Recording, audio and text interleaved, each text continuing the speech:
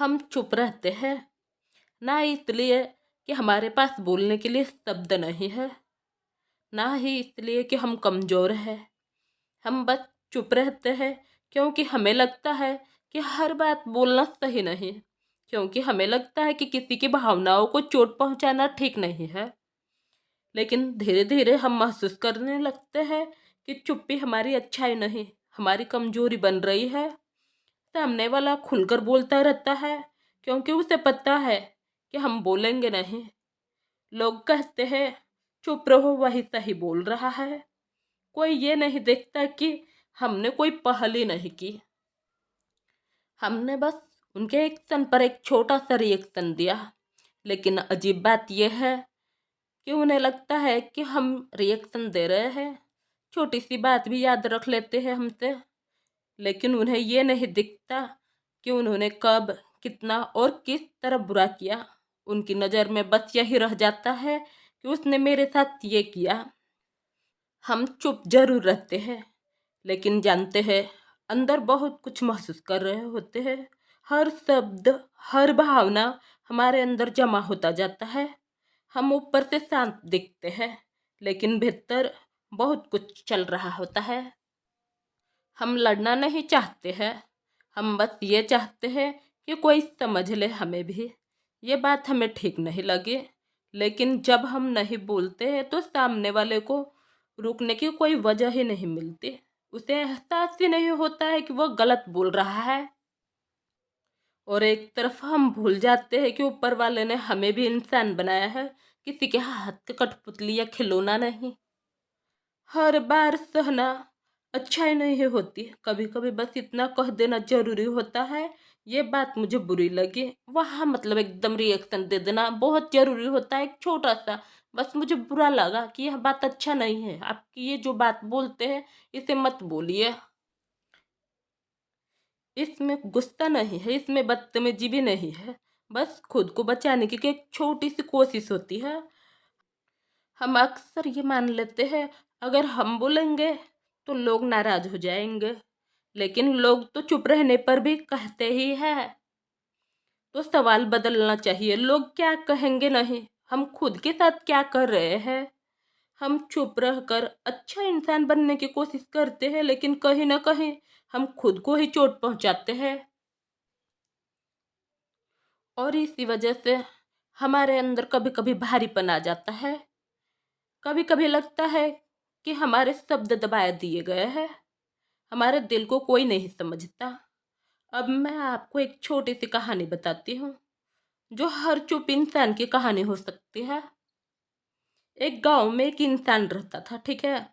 वो हमेशा चुप रहता था। लोग उसे कहते थे तुम शांत रहो, समझदार हो। लेकिन उस इंसान के अंदर बहुत कुछ था। हर दिन वो देखता कि लोग उसे नीचा बना रहे हैं, उस पर हंस रहे हैं, उसके शब्दों को अनसुना करते हैं, फिर भी वो चुप रहता है। एक दिन उसने केवल इतना कहा, ये बात मुझे सही नहीं लगा, तुम इतना क्यों बोलते हो, मुझे ऐसा मत बोला करो। और लोग उस वक्त चौंक गए, क्योंकि वो कभी बोलता नहीं था। वो अचानक में बोल दिया ऐसा। तुमने कभी एहसास ही नहीं हुआ कि वो कभी बोल भी सकता है, इस तरह रिएक्शन भी दे सकता है मेरे सवाल का। आखिर में वह इंसान बहुत दिन तक चुप रहा, बहुत दिन तक सहा, लेकिन उसकी सहने की सीमा एकदम समाप्त हो चुकी थी। उसे ऐसा लगा कि आज नहीं तो कल बोल देना बहुत सही रहेगा। और जिस दिन उसने बोल दिया, उस दिन से लोग उसे समझने लगे कि यह बोल सकता है और इसे बचकर रहना पड़ेगा, वरना यह कभी भी कुछ भी बोल देगा तो अच्छा नहीं लगेगा। और उसी दिन से वो लोग, फिर क्या, लोग उसे सोच समझ कर अब बातें करने लगे। और वाकई में ऐसी बात कि उस इंसान के लिए वो पल उसके लिए ताकत बन गए।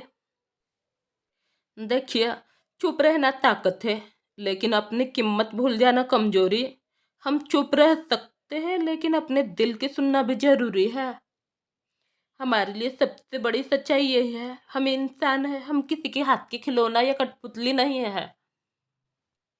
हम चुप रहकर किसी का मजाक नहीं बनाते, हम चुप रहकर किसी को नीचा नहीं दिखाते, हम बस खुद को खिलौना बनने से बचा रहे होते हैं।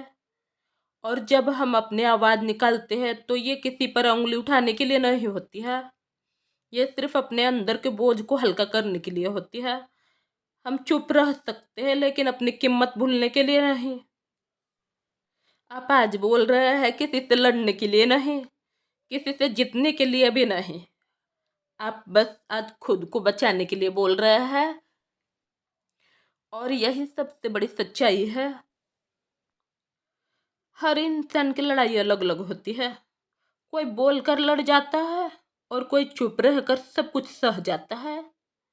चुप रहना कमजोरी नहीं है, लेकिन खुद को बार बार अनदेखा होने देना भी सही नहीं।